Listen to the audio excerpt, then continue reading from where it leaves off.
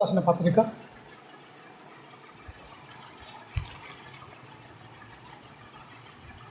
మన అంశము ఆనాడు సంఘములో క్రీస్తు బోధ, ఈనాడు సంఘములో ఏ బోధ. ఆనాడు ఏమైంది? సంఘములో క్రీస్తు బోధే ఉంది. ఈనాడు ఏమైంది?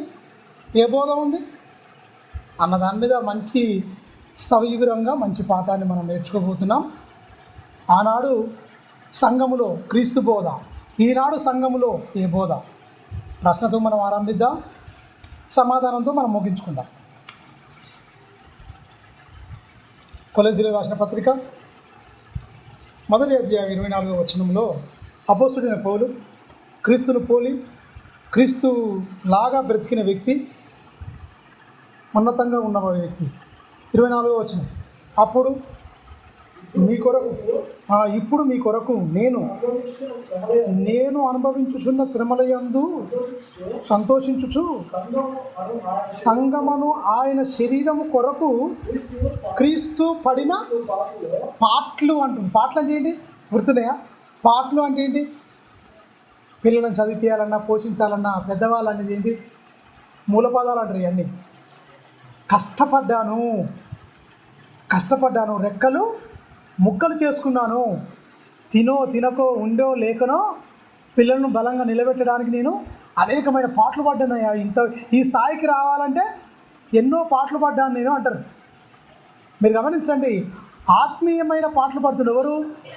పరలోకానికి వెళ్ళడానికి, క్రీస్తు స్వారూప్యం తనలోనికి రప్పించుకోవడానికి ఉన్నతంగా ఈయన పడుతున్నాడు. మీరు గమనించండి. చిన్ని ప్రార్థన చేసుకుందాం. పరిశుద్ధుడా, మహోన్నతుడా, గొప్ప తండ్రి, వాక్య విశ్లేషణలో మాకు తోడుగా ఉన్నాడు. సంపూర్ణమైన నీ ఆత్మ నడిపింపు నాకు అనుగ్రహించండి. నన్ను బలపరచండి, స్థిరపరచండి. వినబోతున్న ప్రతి మాట సూటిగా నీ పిల్లల హృదయాల్లోకి వెళ్ళిచి హృదయం అనే పలక మీద రాసుకునేటట్లు తండ్రి, నీ బిడ్డల హృదయాలు తెరవమని నిండు మనసుతో వేడుకుంటాం. క్రీస్తునామని ప్రార్థన అడుగుతున్నాను తండ్రి. మంచిది. ప్రభువు నామమున మరొకసారి మీ అందరికీ నిండు వందనాలు తెలియజేస్తున్నాను. చెప్తున్నాడు ఇక్కడ, పాటలు పడ్డదట. క్రీస్తు పడిన పాటలు. క్రీస్తు ఏం పడ్డాడు? ఆయన శరీరధారి అయి ఉన్న దినములలో రోదనతోనూ కన్నీళ్లతోనూ తనను మరణం నుంచి రక్షించగల వారికి ప్రార్థనలు యాచనలు చేసి చాలా కష్టపడ్డాడు. ఎవరు? యేసుక్రీస్తు. పాటలు పుట్టింది మొదలుకొని శిలువ మీద ఎక్కేంత వరకు ఏమన్నా ఉన్నదా ఆయనకు? అంటే సంతోషంగా ఉన్నదా? పాటలు అంటే తిన్నడో తినలేదో మహానుభావుడు తెలియదు. పల్లె గ్రామాలు, పడవల మీద ప్రయాణాలు, అనేకమైన గ్రామాలు. ఇందు నిమిత్తమే కదా నేను పరము నుంచి వచ్చింది, నశించిపోతున్న దాన్ని వెతికి రక్షించుటే కదా. ఇందు నిమిత్తమే కదా వచ్చింది. ఇదిగో అనేకమైన గ్రామములకు వెళ్ళుదాము రండి, ఇందు నిమిత్తమే కదా నేను బయలుదేరి వచ్చింది అంటాడు. అంటే ఎందు నిమిత్తం వచ్చింది? ఆయన వచ్చినప్పుడు విశ్రాంతి ఏమైనా తీసుకున్నా భూమి మీద? లేదు. మీరు గమనించండి, బైబిల్లో ఉన్న బోధ వేరు, లోకంలో ఇప్పుడు సంఘాల్లో జరుగుతున్న బోధ వేరు. లోకంలో ఉన్న బోధ ఏంటి? యేసు అన్ని ఇస్తాడు, నిత్యజీవం తప్ప అన్నీ మాట్లాడతారు. నీకు నిత్యజీవం ఇస్తాడు, నీ కోసం చనిపోయాడు, తిరిగి లేచాడు, తిరిగి మళ్ళీ వస్తాడు, నిన్ను పరలోకాన్ని తీసుకుపోతాడు అన్న మాట తప్ప అన్నీ ఉన్నాయి. ఏమున్నాయి? ఉద్యోగం అంటాడు, పిల్లలు అంటాడు, చదువు అంటాడు, ఇవన్నీ అంటాడు. మీకు అక్కరగా ఉన్నవేవో మీరు అడగమునిపై నాకు తెలుసు. మొదట రాజ్యమును నీతిని వెతకమని చెప్పిన మాట ఏం చేశారు? పక్కకు పెట్టేశారు. మొత్తం ఇష్టానుసారంగా ఉన్నారు. అందుకనే ఇక్కడ ఇప్పుడు మీ కొరకు నేను అనుభవించుచున్న శ్రమల యందు సంతోషిస్తున్నాను. సంతోషం ఉంటుంది తప్ప కష్టాల్లో సంతోషం ఏందండి? శ్రమలలో సంతోషిస్తున్నాడు ఈ మహానుభావుడు. అంటే యేసుక్రీస్తు కూడా అనుభవించింది కనుకనే క్రీస్తు యేసుకు ఎట్టి మనసు కలిగి ఉందో అట్టి మనసే ఎవరికి కలిగి ఉంది? పౌలు గారు కలిగి ఉంది. అందుకని సంఘాన్ని కూడా అట్టి బోధనే, అలాంటి మనసు కలిగే బోధిస్తున్నాడు. క్రీస్తు బోధనలో ఎక్కడ ఆశలు ఉండవు. మీరు చూడండి, నూతన నిబంధనలో ఆయన బోధించిన 4 సువార్తలు, మత్తయి, మార్కు, లూకా, యోహాను. ఈ 4 సువార్తల్లో ఎక్కడైనా ఆశలు ఉన్నాయండి? యోహాను సువార్త 21వ అధ్యాయం, ఆశలే ఉండవు. లూకా సువార్త 24వ అధ్యాయం, అసలు ఆశలే ఉండవు. మత్తయి సువార్త 16వ అధ్యాయం, ఆశలే ఉండవు. మత్తయి సువార్త 28వ అధ్యాయాలు, అసలు ఆశలే ఉండవు. ఆశలు లేకుండా బోధ చేసి పరలోకానికి అందరిని సిద్ధపరిస్తే దుష్టుడు ఏం చేసిండు? రానున్న కాలంలో రాను శరీర సంబంధులుగా మార్చేసి ఆత్మ సంబంధులుగా దారి మళ్ళించేసిండు మొత్తం. దేవుని నమ్మితే ఏమొస్తుంది అంటే ఇక్కడ ఏమంటారు, ఒక లోకంలో ఒక సామెత ఉంటుంది ఏంటంటే, మీ ఇంటికి వస్తే ఏమిస్తారు, మా ఇంటికి వస్తే ఏం తెస్తారు. దేవుని దగ్గరకు వస్తే ఏమిస్తాడు, దేవుని నమ్ముకుంటే ఏమిస్తాడు. వీడికి ఏమైనా ఇచ్చుడే తప్ప ఇక భౌతికమైనది కోరుకుంటున్నాడు, ఆత్మ సంబంధమైనది కోరుకుంటలేడు. భౌతికమైన సంబంధమైనవి కోరుకోనోళ్ళు ఆయన నమ్మనోళ్ళు కూడా బతురండి. దాని మీద ఏమండు, నీతిమంతుల మీద అనీతిమంతుల మీద తన సూర్యుని ఉదయింపజేస్తున్నాడు, తన వర్షాన్ని కురిపిస్తున్నాడు అన్నాడు.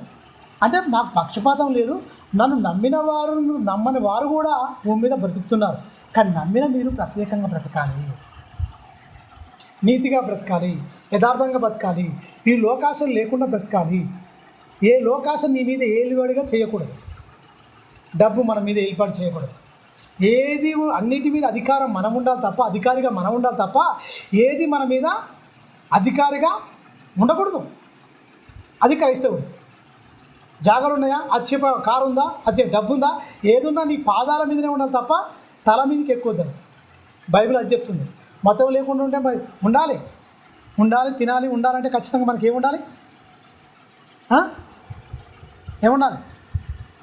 ఆదాన్ని మనం వేయాలి తప్ప మనం దానికి మనం బానిసలుగా కాకూడదు అన్నది. అందుకనే ఈ నూతనమైన అంశాన్ని నేను ఎంచుకున్నా. మీరు గమనించండి ప్రియమైన దేవుని పిల్లలు. ఇంకో మాట చూడండి, కింది వచ్చిన వాటి యందు నా వంతు నా శరీరం అందు సంపూర్ణము చేయుచున్నాను. అంటే యేసుక్రీస్తు కొదువైన వాటి ఏదైతే ఉన్నాయో శరీరములో, ఈయన శరీరం అందు సంపూర్ణం చేస్తున్నట. ఎవరి శరీరం అందు? అపోస్తుడైన పౌలు శరీరం అందు సంపూర్ణం చేస్తున్నట. ఆయనకేనా మనకు కూడా ఉన్నాయా? ప్రశ్న. పౌలు గారికి శ్రమలేంది, అపోస్తులకు శ్రమలేంది, మనకు సుఖాలు ఏందండి? బైబిల్ మారుతుందా? బైబిల్ నిరంతరం ఒకే ఏకరీతిగా ఉంటుందా ఉండదా? అంటే మనుషులు ఏంటంటే బోధన మార్చేశారు. అందుకనే ఆనాడు సంఘములో క్రీస్తు బోధ, ఈనాడు సంఘములో ఏ బోధ ఉందంటే ఎవరికి ఇచ్చిన వాళ్ళు దోసినట్టు వాక్యం చెప్తున్నారు. ఉన్నది చెప్పట్లేదు. మనుషులను మెప్పించే బోధ, మనుషులను ఆనందపరిచే బోధ. దేవుడు ఏమన్నా పోనీ, దేవునితో సంబంధం లేకుండా బోధిస్తురా లేదా? ఎన్ని బోధలు వచ్చినాయండి, ఎన్ని డినామినేషన్లు వచ్చినాయండి, ఎంత ఈజీలేస్తురు, ఎంత కేకలేస్తురు, ఎంత ఉర్రుతలు ఎగుతురో మీరు సంఘాన్ని తెలుసు. డ్యాన్సులు, కేకలు, లోకంలో ఉన్నది మొత్తం సంఘంలోకి వచ్చిందా లేదా మీరు ఒకసారి ఆలోచించండి. ప్రపంచ సంఘాల్లో ఇప్పుడు ఉన్న సంఘం అని కూడుకున్న దాంట్లో క్రీస్తున్నాడా లేకపోతే ఇంకా ఎవరు మీరు చెప్పాలి. ఎలా ఉన్నారండి? అంటే దేవునికి వ్యతిరేకమైన బ్రతుకుతున్నారు. కింది వచనం చూద్దాం, మొదటి నుంచి మళ్ళీ చదువుకుందాం. 24వ వచనం, ఇప్పుడు మీ కొరకు నేను అనుభవించుచున్న శ్రమలయందు సంతోషించుచు సంఘము అను ఎవరి శరీరం అట? క్రీస్తు శరీరం. సంఘమను ఆయన శరీరమును ఎవరు? క్రీస్తు శరీరం. అది క్రీస్తు పడిన పాటలలో కొదువైన వాటి యందు నా వంతు నా శరీరమందు సంపూర్ణము చేయుచున్నాను. నా వంతు పన్ను పెట్టుకోండి, వంతులు పెట్టుకోండి. మీకు ఇప్పుడు ఉన్న వాళ్ళకి వంతులు అంటే తెలియదు. బాయికా నీళ్ళు పెట్టుడు వంతులు ఉంటాయి, అలాగనే పునాది దొవ్వడం, ఇల్లు పునాది దొవ్వడం, వంతులు పెట్టుకొని దొవ్వడం, నీళ్లు పెట్టే వంతులు ఉంటాయి. అంటే మీ వంతు వచ్చింది, మా వంతు రాలేదు అంటే నా వంతు వచ్చినప్పుడు నేను పోయి పెట్టాలి, నీళ్ళు పెట్టాలి. బావుల కాడ అప్పుడు ఉండేది, మోటార్లు కూడా నడిపేది కరెంటు వంతుల ప్రకారంగా పోయి నీళ్లు పెట్టాలి, వంతుల ప్రకారంగా. మీరు గమనించండి, పాలళ్ళు కూడా వంతులు పెట్టుకుంటారు. ఏంటిది? డప్పు కొట్టేది ఒక వంతు. ఊర్లల్లో వంతులు అంటారు. నా వంతు నేను చేయాలంటే నా వంతుకు వచ్చింది, ఇంకోటి చేయడానికి వీల్లేదు. ఒక బునాది తీసింది అనుకోండి, పెద్ద బునాది తీయాలి అంటే వంతులు వేసుకుంటారు. ఇంతవరకు కొలుసుకొని ఇగో నీ వంతు ఇదయ్యా, నా వంతు అది అంటే మూల పదాలు అన్నమాట. ఇప్పుడు ఏదైనా ఇన్ని ఫీట్లు నేను దొవుతా, ఇది నాదే అన్నట్టు రాను. కానీ అప్పుడు ఏంటంటే నా వంతు కాడికి ఇంతవరకు నేను చేసుకుంటాయా, నా వంతు కాడికి ఇంతవరకు చేసుకుంటాయా. వంతులు సంఘాన్ని కట్టడానికి, సంఘాన్ని కట్టి ప్రేమించి ఆయన పడిన పాటలు ఉన్నాయి కదా, సంఘం కోసం ఏదైతే క్రీస్తు పడిన పాటలట కొన్ని ఆట మిగిలిపోయినాయట, కొన్ని ఉన్నాయట. ఆ కొన్నింటిని ఏం చేస్తున్నాడ, నా శరీరమందు నేను సంపూర్ణం చేస్తున్నట్టు మీరు గమనించండి. పౌలు గారు ఎన్ని దెబ్బలు కొట్టారు? యేసుక్రీస్తుని కొట్టిరా లేదా? కొట్టిరు ఖచ్చితంగా. పౌలు గారు కొట్టిరా లేదా? యేసుక్రీస్తుని కొట్టిరు, పౌలు గారు కొట్టిరు. అందుకని ఆయన ఒక మాట ధైర్యంగా చెప్పిన ఏ మాట చెప్పినా, నేను క్రీస్తును పోలి నడిచిన ప్రకారం మీరు నన్ను పోలి నడుచుకోమని చెప్పిన నాదుడు ఎవ్వరు లేదు. బైబిలంతరి గ్రంథములో 66 పుస్తకాల్లో గ్రంథములో ఒక మాట, పెద్ద గొప్ప మాట, బాగా వేటుండే మాట ఏదైనా ఉందంటే, నేను క్రీస్తును పోలి నడిచిన ప్రకారం మీరు నన్ను పోలి నడుచుకోమని చెప్పిన అపోస్తులలో కడసరి వాడుగా వచ్చిండి. అంటే లాస్ట్కి వచ్చినోడు ఎవరు? పౌలు గారు. ఈయన చెప్పిండండి, జిరాక్స్ తీస్తే ప్రింట్ ఏది ఉంటుందో అదే వచ్చినట్టు, క్రీస్తుని తీస్తే నన్ను తీసినట్టే. ఇప్పుడు ఒక జిరాక్స్ సెంటర్కి వెళ్ళామనుకో, ఏదైతే దాని మీద ప్రింట్ అవుతుందో జిరాక్స్లో అదే వస్తుంది. వైట్ పేపర్ ఉందనుకో వైటే వస్తుంది. ఏదైనా ప్రింట్ ఉందనుకో దాని మీద మ్యాటరు అదే వస్తుంది ఖచ్చితంగా. క్రీస్తు పడిన పాటలు అంటే ఆయన ఏం చేసినట, క్రీస్తు గుణగణాలు, క్రీస్తులో ఉన్న మంచి లక్షణాలు టోటల్గా నేనే అన్నాడు ఆయన. తెలుసా? ఇప్పుడు క్రీస్తుని మీరు చూడలేదు, కళ్ళతో మీరు చూడలేదు, నేను కూడా చూడలేదు, కానీ నాకు దర్శనం ఇచ్చిండు. ఎక్కడెక్కడికైనా దమస్కు పట్టణంలో దర్శనం ఇచ్చిండు. సంఘంగా కూడుకున్న వాళ్ళందరినీ నాశనం చేయడానికి, నేను మొత్తం తాకీదులు అందుకొని అందరి మొత్తం సంహారం చేయడానికి, చంపడానికి, లేకపోతే తీసుకొచ్చి శిరసాలు వేయడానికి నేను పోతుంటే ఒక ప్రకాశమానమైన వెలుగు వచ్చింది. నేను కింద పడిపోయినా. అప్పటి నుంచి ఆయన బ్రతుకు మొత్తం యూటర్న్ అయిపోయింది, మాకు టర్నింగ్ అయిపోయింది. మతంలో ఉన్నవాడు మార్గంలోకి వచ్చి ప్రాణం తీసేవాడు ప్రాణం పెట్టేవాడుగా వచ్చాడు. మారింది, బ్రతుకు మొత్తం మారింది. ఎవరిది? అపోస్తుడైన పౌలు గారు. ప్రియమైన దేవుని పిల్లరా, ఇక్కడ ఏమంటున్నారు కదా, ఆయన క్రీస్తు పడిన పాటలలో కొదువైన వాటిని కొన్ని ఉన్నాయి. నా వంతుగా నేను ఏం చెప్తున్నాను, నాకు వంతున్నది. మరి ఆయన ఒక్కరికైనా ఇప్పుడు నేటి సమాజానికి బోధకుడు కూడా వంతుందా లేదా? ఆయన పడిన పాటలలో పౌలు గారికి ఒక్కరికైనా? మీరు గమనించండి, అవమానాలు యేసుక్రీస్తుకి ఒక్కరికైనా నీకు రావా? వస్తాయి. తిరస్కారాలు వస్తాయా? వస్తాయి. చెప్పిస్తారు. యేసుక్రీస్తు చెప్పినా లేదా? ఒక మాట బంగారు వాక్యం చూడండి ఒకసారి. యేసుక్రీస్తు మత్తయి సువార్త 5వ అధ్యాయం 11వ వచనం చూడండమ్మా.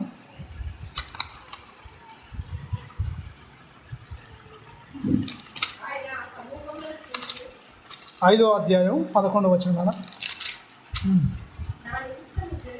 నా నిమిత్తము జనులు ఏమంటుడు? నా నిమిత్తం అంటే అందన్నా కొందన్నా? అపోస్తుల వరకేనా? ఎట్లా తీసుకోవాలి ఈ వాక్యాన్ని? గమనించాలి. నా నిమిత్తం అంటే నమ్మిన వాళ్ళు అందరికి వస్తుందా లేదా? నా నిమిత్తం జనులు అంటుడు, అందరా కొందరా? ఆయన పడిన పాటలు, ఆయన తిట్లు ఏమన్నాడు? ఇప్పుడు బయలుజబ్బులు పట్టినోడు, తిండిపోతూ నిందించరా లేదా? యేసుక్రీస్తుని ఎన్ని నిందించాలో అంత భయంకరమైన నిందలేసిన తర్వాత, అరే బాబు, నన్ను నమ్ముకుంటే మీకు పూజలు, పునస్కారాలు, సన్మానాలు, సత్కారాలు ఏమి ఉండవు కానీ ఏమొస్తాయి అంటుండు. ఇది క్రీస్తు బోధ. బైబిల్లో ఏముంటుంది? ఏమన్నారు? ఒక పాటలు కూడా వచ్చినాయి. ఎక్కడ పూదండ వేస్తారు, ఈ దండ వేస్తారు, ఆ దండ వేస్తారు అని అవమానపరిచిన కానీ దాంట్లో అది పాత నిబంధన కాలం. కొత్త నిబంధన కాలానికి అది చెందదు. పాత నిబంధన కాలంలో ఉన్నది తీసేసుకొని అన్నీ మొత్తం తిరిగి వస్తాయి అంటే వాళ్ళకి ఇచ్చిండు. యుద్ధాలు చేసిరు, పోరాటం చేసిరు, అన్నీ వచ్చినాయి వాళ్ళకు. మనం యుద్ధం చేసే అవసరం లేదు, పోరాటం చేసే అవసరం లేదు. భరించాలి, సహించాలి, పరలోకం చేరాలి.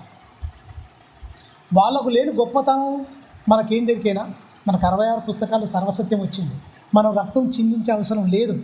క్రీస్తే అందరి కోసం రక్తం చిందించేసింది. మొత్తం ప్రేమను చూపించింది. కడవర వరకు మనం ప్రేమ చూపించే ఉండాలి.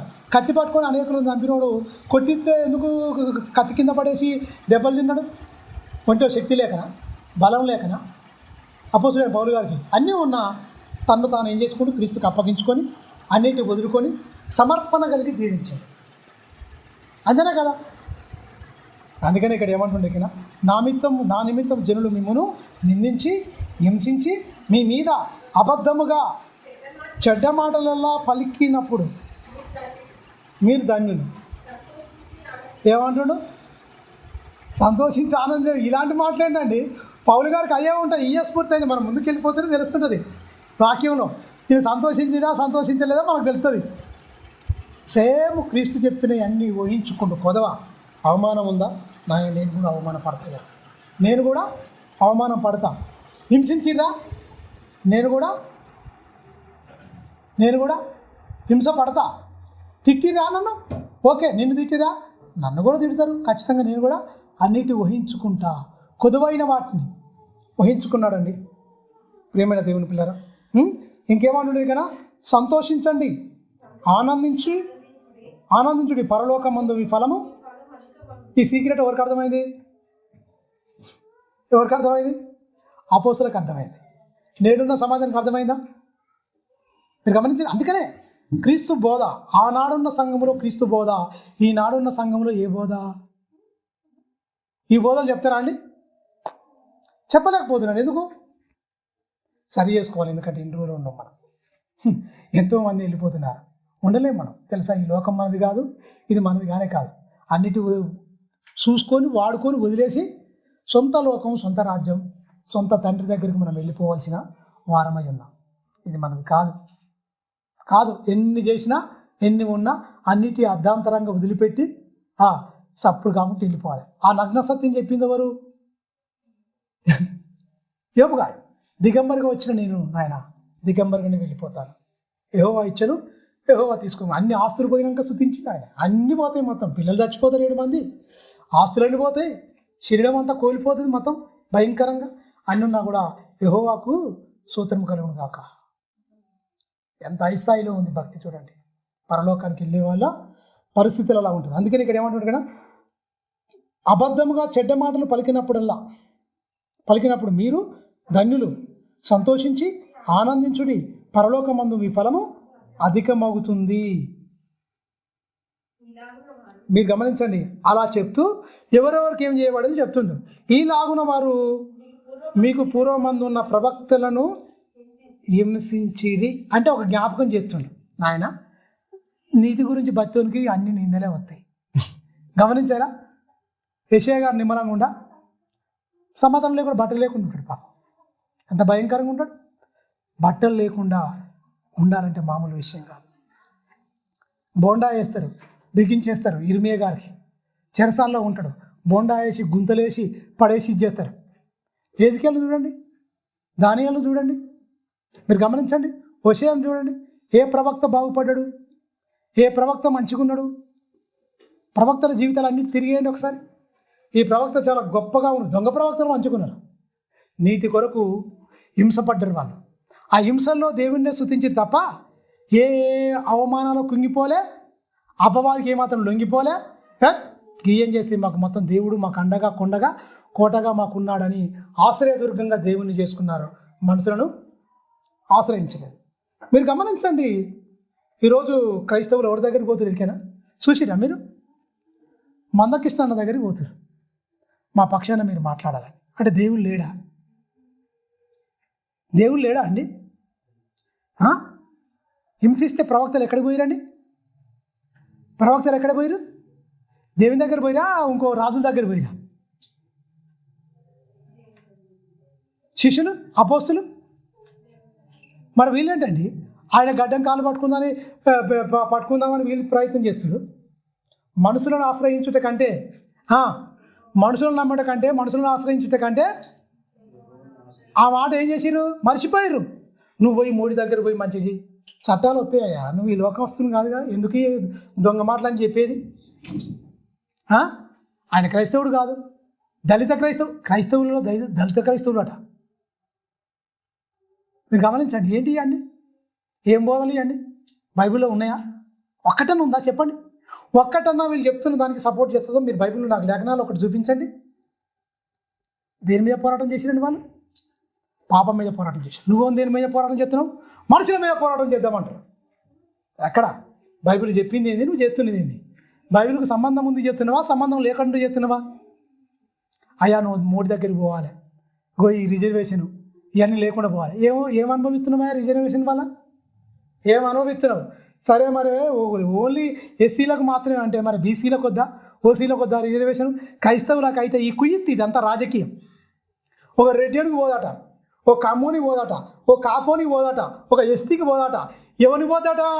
మాలమాదులకు మాత్రమే ఈ ఇది పోదట, ఎస్సీ హోదా పోదట. ఎవర్రా చెప్పింది? ఇదేం పక్షపాత బుద్ధి? మీరు గమనించండి, దాని మీద ప్రశ్నించాలి. పోతే అందరూ తీసేయి తప్ప నమ్ముకున్న వాళ్ళు మీరు కేటగిరీలుగా ఇచ్చేసి వాళ్ళని మొత్తం వాళ్ళకు ఇచ్చేస్తుంటే మొత్తం రెడ్డికి పోదట. రెడ్డి దాంట్లో పేదోళ్ళు లేరా అండి? చాలా పేదోళ్ళు. ఖమ్మంలో దాంట్లో లేరా? అన్ని కులాల్లో అనగారిన వర్గాలు చాలామంది ఉన్నారు తెలుసా. మేము పోయినాం, దగ్గర చాలా ఊరు తిరిగినాం.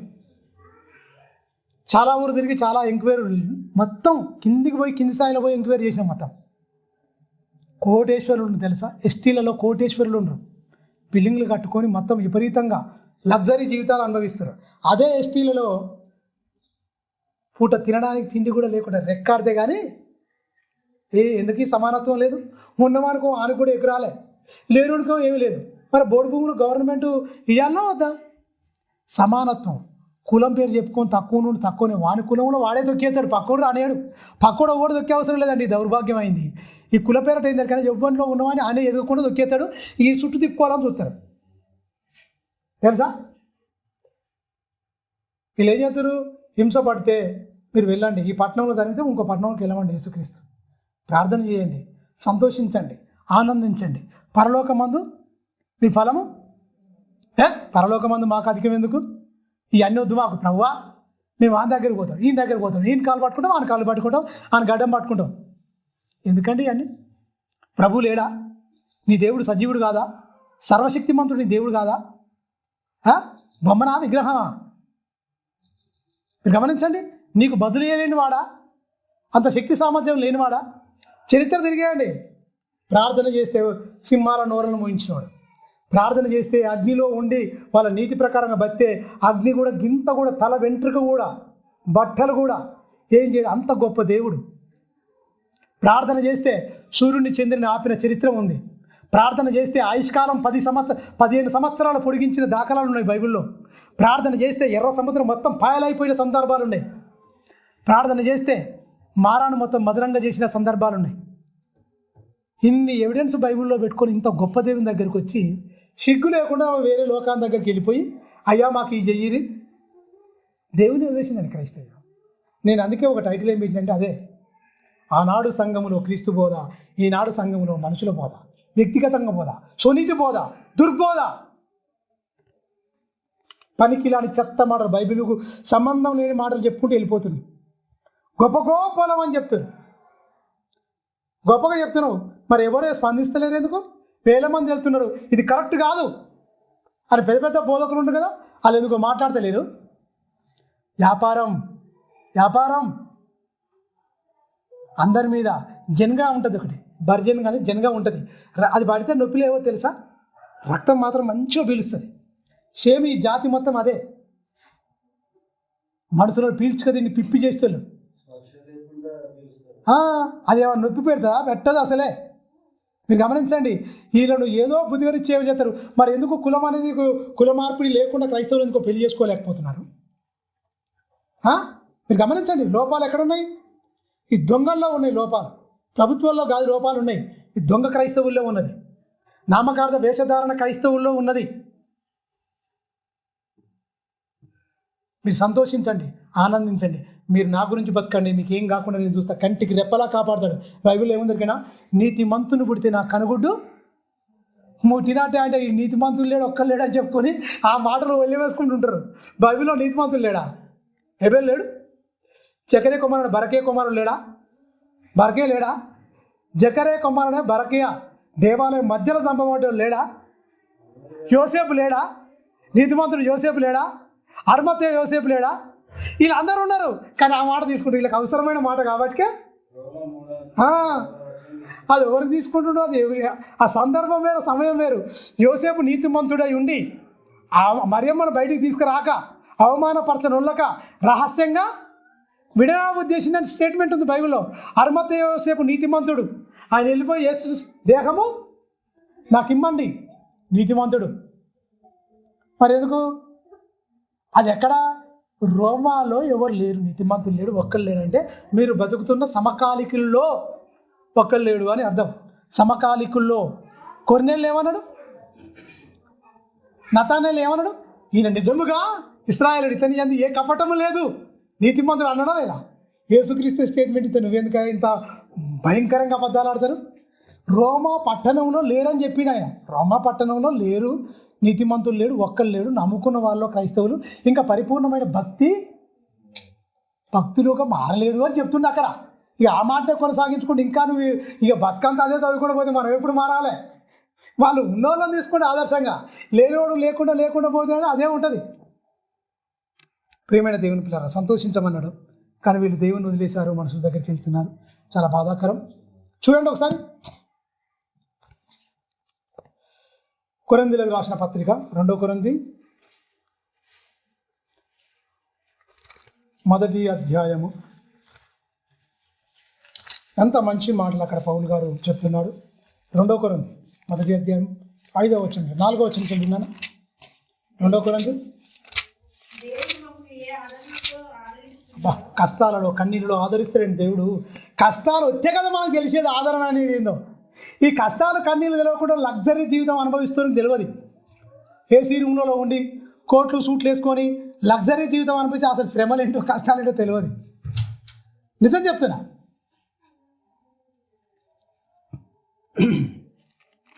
చదువునా, దేవుడు మమ్మను ఏ ఆదరణతో ఆదరించుచున్నాడో ఆ ఆదరణతో, చూడండి, శ్రమలలో ఉన్నప్పుడు ఆదరణ కావాలి. ఆకలి అన్నం పెట్టానా, కడుపు తిండి ఆకలి అన్నం పెట్టానా? ఎవరు పెట్టాలని, ఎవరు తింటారంటే అన్నం ఎవరు కావాలండి? ఆదరణ ఎవరికి కావాలి? నువ్వు ఆదరణ పొందినావు, కడుపునేది మంచిగా నెమ్మదిగా ఉన్నావు, హాయిగా బతున్నావు. దేవుని ఆదరణ ఎవరికి కావాలి చెప్పాలి. ఎవరికి దేవుని ఆదరణ ఇస్తాడు? చదవండి, మీరు చెప్పిరండి. దేవుడు నిన్ను ఆదరించాలంటే నీకేమై ఉండాలి? నీకు ఆదరణ నువ్వు పొందాలంటే నీకు శ్రమలు ఉండాలి, బాధలు ఉండాలి. అందులో నీ ఎన్నంటే ఉంటావు, నీతోనే ఉంటాడు, తన కంటికి రెప్పలా కాపాడుతాడు. ఏ శ్రమలు లేవున్నా అనుకో ఏముంటుందండి? ఆయనకెందుకు ఆదరణ? ఆడ ఆదరణ పొందిరి. అది అయ్యో ధనవంతులారా మీరు ఇప్పుడు ఆదరణ పొందిరి, అయ్యో మీరు కడుపు నిండిన వాళ్ళారా మీరు ఏడుతారన్నారా లేదా? ఈ అన్నీ వస్తాయి రా భూమి మీద, మీకు అర్థమైతే లేదు. ఆయన చెప్పిందో పరలోక సంబంధమైన దీన్ని మొత్తం మార్చేసారు. కింది వచ్చాను చూడనా, చూడండి. ఎట్టి శ్రమలలో ఉన్నవారినైనను ఆదరించుటకు శక్తి గలవార మగునట్లు ఆయన మా శ్రమ అంతటిలో, చూడండి, మమ్మల్ని ఏం చేస్తున్నాడు? ఆదరిస్తున్నాడు. ఆ శ్రమల్లో నిలబడాలంటే ఏంటి? దేవుని ఆదరణ అవసరం. కష్టపడుతూనికే ఎదుటి మనిషి సహాయం కోరుకుంటాడు. అసలు నువ్వు కష్టమే పడతలేవు, నీకు సహాయకుడు ఎవరు వస్తారు చెప్పండి? ఇప్పుడు ఏదైనా బరువును మోస్తున్నావు, చేతి సహాయం కావాలంటే ఎవరైనా ఏదైనా నిలబడడానికి సహాయం అవసరమా? పండుకోవడానికి ఏమైనా సహాయం అవసరమా? ఎవరికి సహాయం అవసరం అని జనరల్గా మీరు ఆలోచించండి. జనరల్గా శ్రమలే కాకుండా కష్టపడుతోనికే ఇంకో ఒక వ్యక్తి వచ్చి చేస్తాడు, పని చేస్తాడు.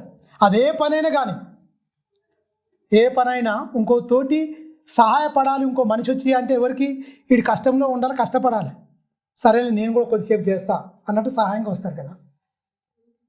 శ్రమలో ఉన్నవారి కాడ ఎవరు ఎట్టి శ్రమలైనా సరే ఆ శ్రమలలో ఉన్న దేవుడు ఆదరిస్తాడట.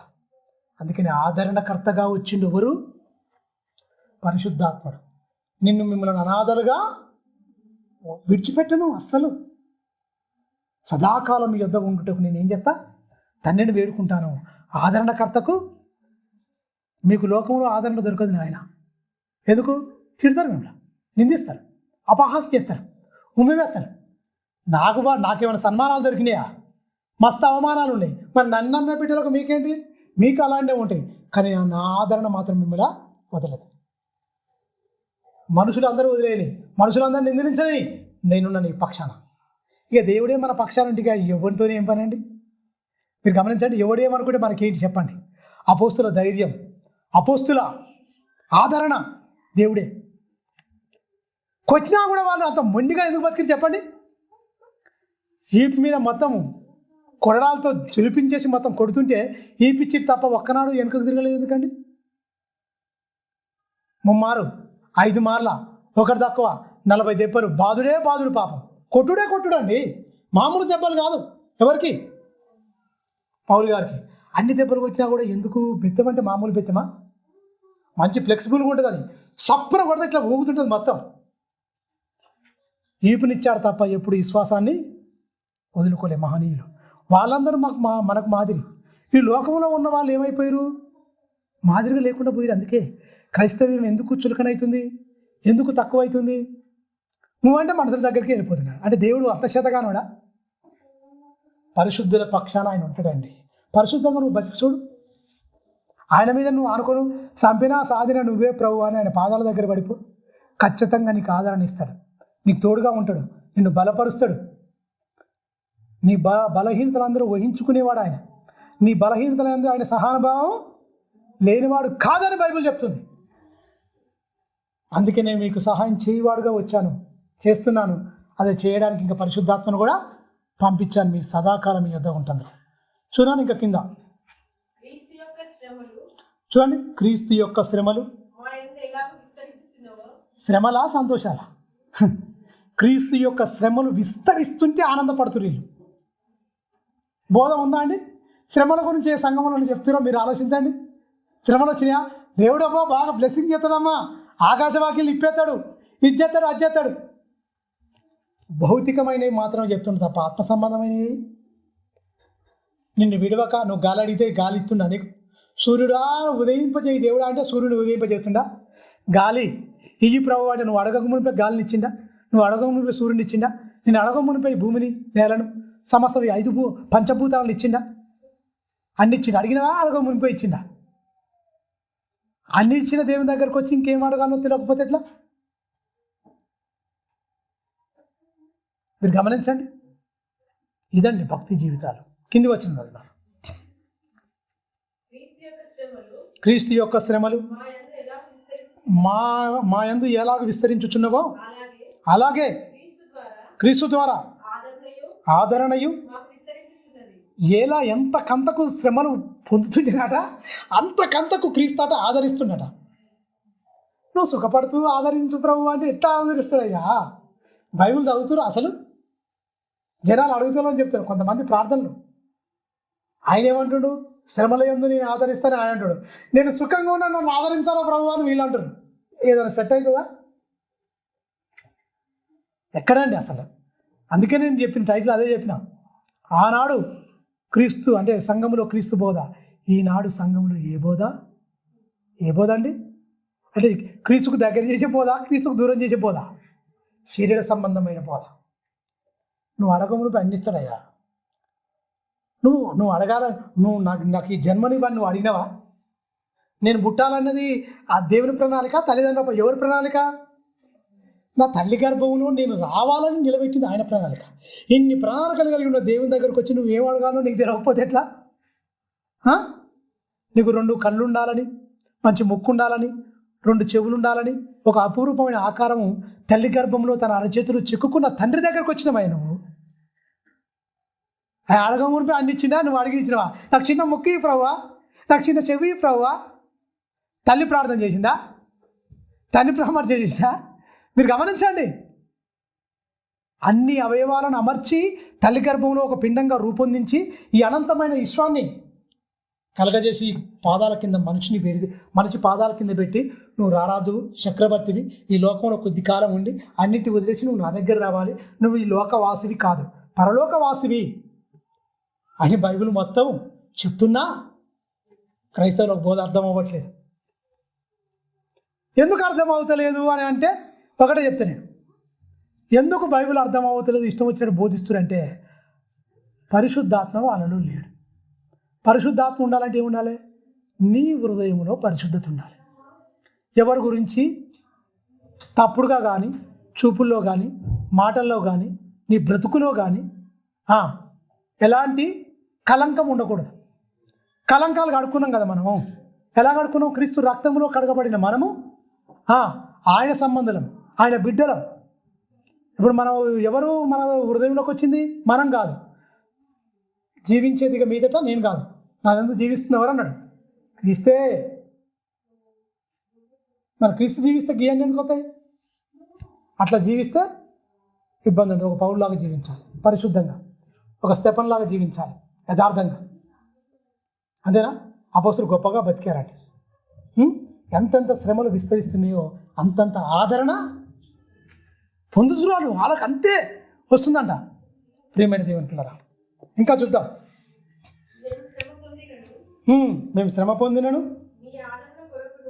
మీ ఆదరణ కొరకును రక్షణ కొరకును పొందుదుము. అంటే ఏంటి?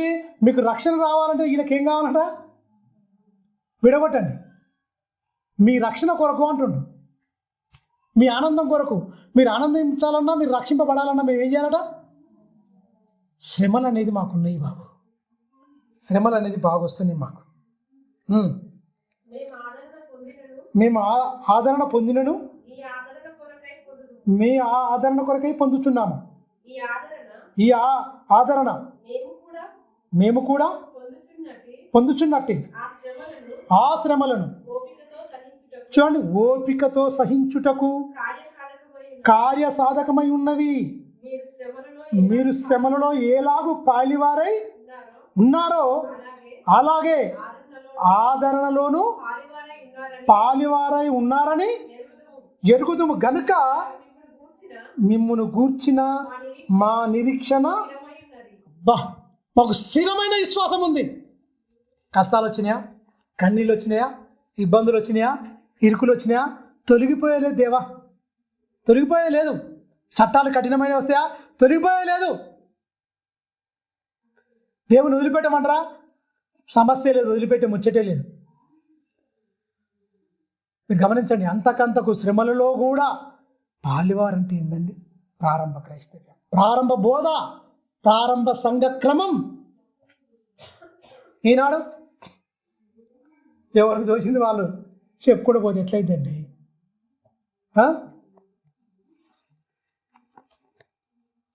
కొరింథీయులకు రాసిన పత్రిక 2 కొరింథీ 7వ అధ్యాయం 4వ వచనం.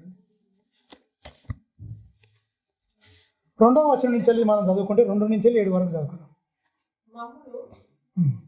4 వరకు చదువుకున్నాం. 7 నుంచి మమ్మును మీ హృదయములో చేర్చుకుంటుంది, మేము ఎవరికి అన్యాయం చేయలేదు, ఎవరిని చెరపలేదు, ఎవరిని మోసపరచలేదు. మీకు శిక్షా విధి కలగవలనని నేను ఇలాగ చెప్పుట లేదు. చనిపోయినా కానీ జీవించినా కానీ మీరును మేమును కూడా ఉండవలనని మీరు మా హృదయములో ఉన్నారనియు నేను లోగడ అంటే ఆ ప్రాంతాల్లో, లోకల్ ఏరియాలో లోగడ నేను చెప్పాను కదా, ముందు చెప్పాను కదా. ఏంటి? నేను మీరు ఏకమై ఉండాలి, చనిపోయినను బ్రతికిన జీవించుచున్నాను చెప్పాను నేను అని చెప్తూ మీ ఎడల నేను బహుధైర్యముగా మాట్లాడుచున్నాను. మిమ్మల్ని గూర్చి చూడండి, మీరు బతుకుతున్న దాన్ని బట్టి, మీ శ్రమలలో, మీ కష్టాలలో, మీ కన్నీళ్ళలో మమ్మల్ని చేర్చుకొని నేను చెప్పిన మాటలు అంగీకరించి తొలగిపోకుండా లోకము దాని ఆశలు వలవేసి మిమ్మల్ని లాగుచున్నా మీరు స్థిరంగా ఉన్నందుకు చాలా నాకు అతిశయ కారణం. చాలా మంచిగా నేను అతిశయపడుతున్నాను. ఎన్నో కష్టాలు, ఎన్నో ఇబ్బందులు ఉన్నప్పటికీ శ్రమలలో మీరు నమ్ముకోవడమే కాదు, ఎన్నో ఆశలు లోకం నిన్ను లాగుతున్నా మీరు స్థిరంగా ఉన్నందుకు అబ్బా నేను ఆనందపడుతున్నాను అంటున్నాడు. ఆదరణ కోసం నిన్ను ఎప్పుడు మీరు గమనించండి, శ్రమలలో కష్టాలలోనే ఆదరణ ఉంటుంది. బైబిల్ చెప్తున్న బోధ అక్షర సస్యం శిలాశాసనం. ఏం లేకుండా ఆదరించు అంటే ఎలా? కడుపు బాగా నిన్నది, కడుపు తిన్నా, ప్రభువా నేడు దిన ఆహారం మాకు దయచేయి. తిన్నాం ఆల్రెడీ, నెలకు సరిపడే సరుకులు వేసుకున్నాం ఆల్రెడీ. అపోస్తుల బోధ, అపోస్తుల ప్రార్థన. అది తిన్నం అయిపోయింది, మళ్ళీ నెలకు సరిపోయే సరుకులు వేసుకొచ్చుకున్నాం, మంచిగా ఉన్నాం. అది ఎవరికి నేర్పిన ప్రార్థన? అపోస్తులకు యేసుక్రీస్తు నేర్పుతున్న ప్రార్థన. దాన్ని ఏం చేసి రేకిన ఇది పరలోక ప్రార్థన జరిగించేసారు కథ. ఇప్పటికి సంఘాలు అదే జరుగుతుంది. నీకేం లేదు, ఆడవాళ్ళని పిలిచి పెట్టి తినాలి, లేకపోతే లేదు, ఉపవాసమే. ఎవరికి? అపోస్తులకు. నీకు కొదవగా ఉందా? ఇబ్బంది లేదు కదా. ఆ మాట ఇక్కడ తీసుకోవాలనో, ఎవరికి వర్తిస్తుందో, అది ఎవరికి అప్లై అవుతుంది, ఏం కదని సమయం, సందర్భం, కాలానుగుణంగా వాక్యం చదవకనో ఈ పొరపాటు పడుతున్నారు. ఆదరణ పొందుతున్నాం మేమంటుంటాం. మా శ్రమ అంతటికి మించిన చూడండి, అత్యధికమైన ఆనందముతో ఉప్పొంగుచున్నాం. ఏంటంటే శ్రమ అంతట్లో ఉప్పొంగుచున్నాడట. ఆనందం అంటే దేవుడు ఆదరణతో శ్రమలలో ఆదరణ ఇస్తున్నాడు, శ్రమలలో ఆనందం ఇస్తున్నాడు, సంతోషిస్తున్నాడు. సంతోష భరితులైపోయారు మొత్తం. మీరు గమనించండి. కిందికి వచ్చిన 5వ వచనం వదిలేండి. ఎఫెసీయులకు రాసిన పత్రిక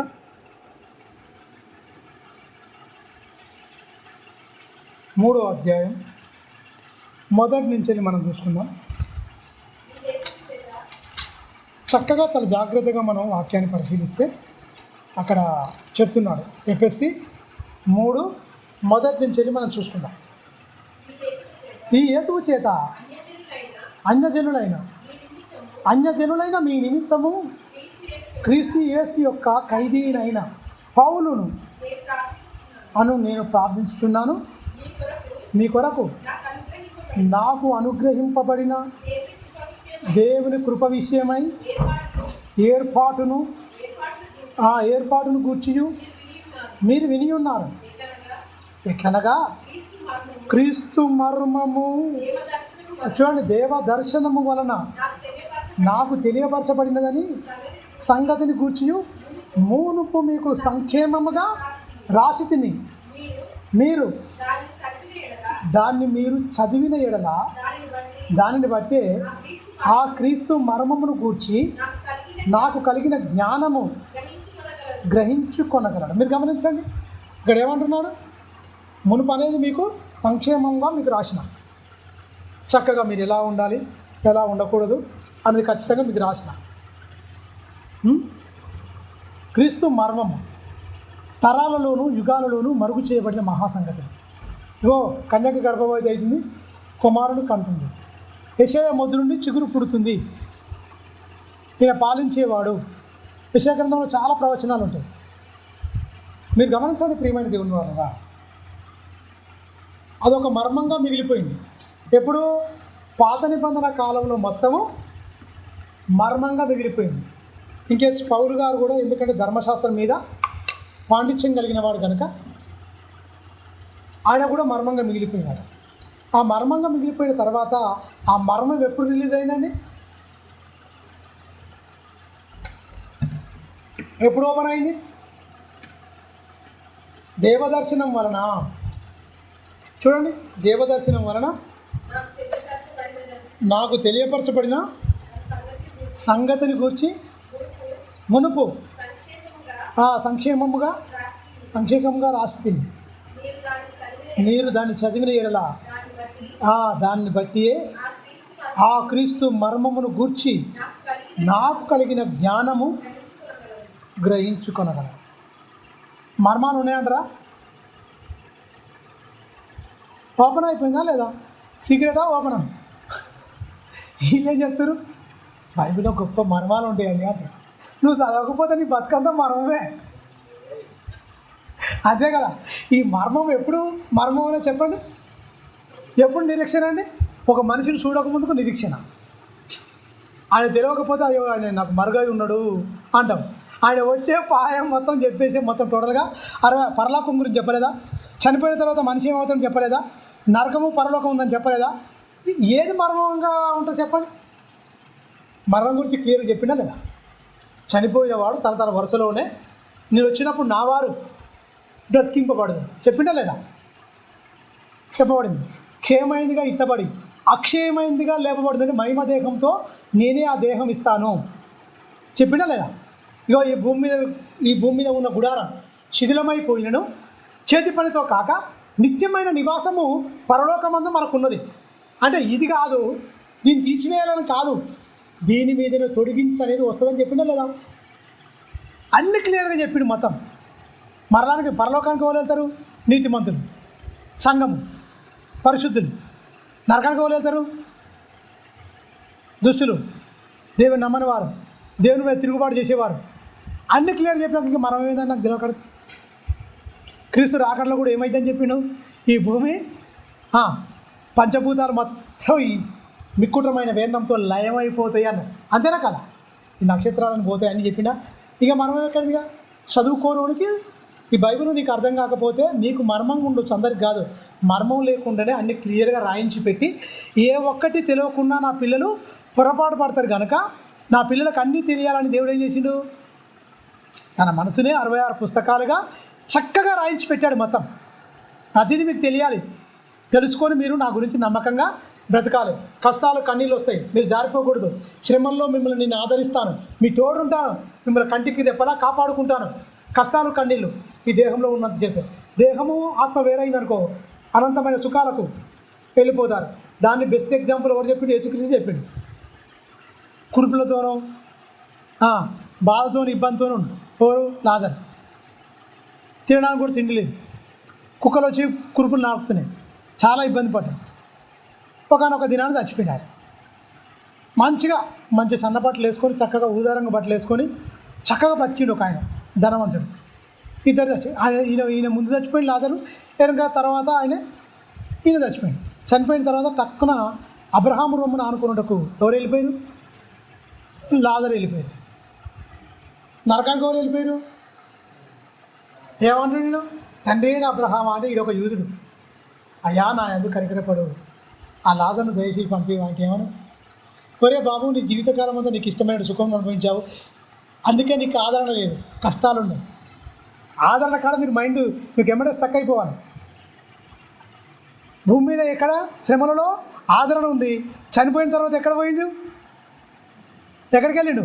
శాశ్వతమైన సుఖంలోకి వెళ్ళిండు. భూమి మీద ఏం చేసిండు? కడుపు నిండినది. అయ్యో కడుపు నిండిన వారులారా, ఇక్కడ ఆదరణ పొందిన వారులారా, మీకు శ్రమ అన్నదా లేదా? డైరెక్ట్ శ్రమలోకి వెళ్ళినా లేదా? ఎవరు? ధనవంతుడు వెళ్ళినా లేదా? ఏమై ఏడుతుడు? ఒక నీటి చుక్క ముంచి నాకు ఈ అగ్నిజ్వాలకు నేను యాతన పడుతున్నాను, నాకు దాహం తీర్చమను అన్నప్పుడు ఏమన్నాడు? అంటే ఏమన్నాడు? కుమారుడా నీకు ఆదరణ లేదుగా, నీకు వేదనే. ఎందుకంటే భూమి మీద నువ్వు ఆదరణ పొందినావు, భూమి మీద అన్ని చేసినావు. అందువల్ల భూమి మీద కష్టాలు కన్నీళ్ళు. అక్కడ దేవుని చేత ఆదరణ పొందాడు, ఇక్కడ నెమ్మది పొందే స్థలంలోకి వచ్చాడు. అంతేనా లేదా? ఆ బంగారు వాక్యం ఒకసారి చూసుకుందాం. మాటలతో ఎందుకు?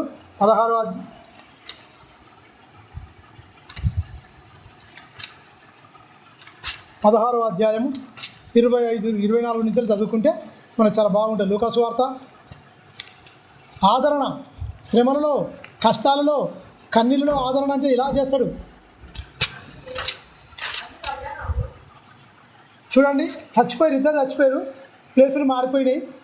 ఈ కురుపులు గజ్జి భూమి మీద ఉన్నప్పుడే కష్టాలు కన్నీళ్ళు ఎప్పటిదాకా ఉన్నాయండి? ఇప్పుడు శ్రమలలో ఆదరణ పొందినామని చెప్పినాక ఇది మైండ్లో మీరు ఫిక్స్ అయిపోవాలి.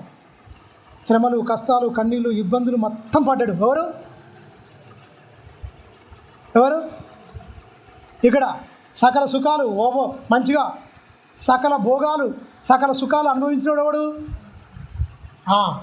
ఇక్కడ చాలా ఆదరణ పొందినోడు, మనుషుల చేత గొప్పగా పిలువబడ్డవాడు, సన్మానాలు సత్కారాలు గొప్పగా ఉన్నవాడు ఎవరు? లాజరు. అమ్మ 16-24 నుంచి చదివినాను.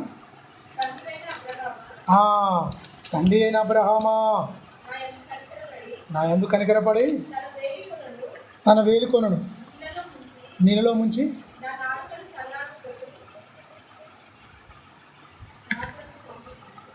నీళ్ళలో వేలుకొన ముంచి నా నాలుకను చల్లార్చుటకు లాజరును పంపుము, నేను ఈ అగ్ని జ్వాలలలో యాతన పడుచున్నాను. ఎవరు కేకలు? ఇక్కడ భూమి మీద కేకలేసింది ఎవరు? లాజరు.